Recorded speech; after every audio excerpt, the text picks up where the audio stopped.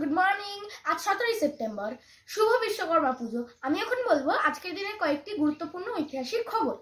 1874 সালে আজকের দিনে বাংলাদেশ, গ্রানাডা ও গিনি-বিসাউ জাতিসংঘে যোগদান করে ও 1957 সালে আজকের দিনে মালয়েশিয়া জাতিসংঘের সদস্যপদ পায়। 1906 সালে আজকের দিনে ইরাক তুরস্ক শান্তি চুক্তি সম্পাদিত হয়।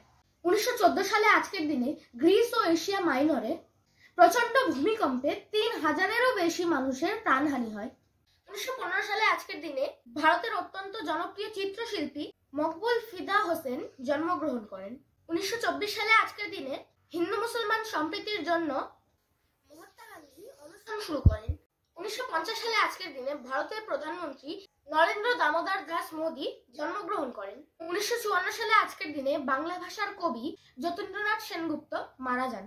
1983 সালে আজকের দিনে টেনিস প্লেয়ার ভেনাস উইলিয়ামস প্রথম কৃষ্ণাঙ্গ মিস আমেরিকান হন। 1988 সালে আজকের দিনে দক্ষিণ কোরিয়ার রাজধানী সিউলে 160টি দেশের অংশগ্রহণে 28তম অলিম্পিক গেমসের উদ্বোধন করে। 2023 সালে আজকের দিনে ভারতের ওয়ার্ল্ড হেরিটেজ তালিকায় শান্তিনিকেতন স্থান লাভ করে। তো ফ্রেন্ডস, আজকের জন্য এইটুকুই। আবার দেখা হচ্ছে পরের ভিডিওতে। ততক্ষণের জন্য টাটা।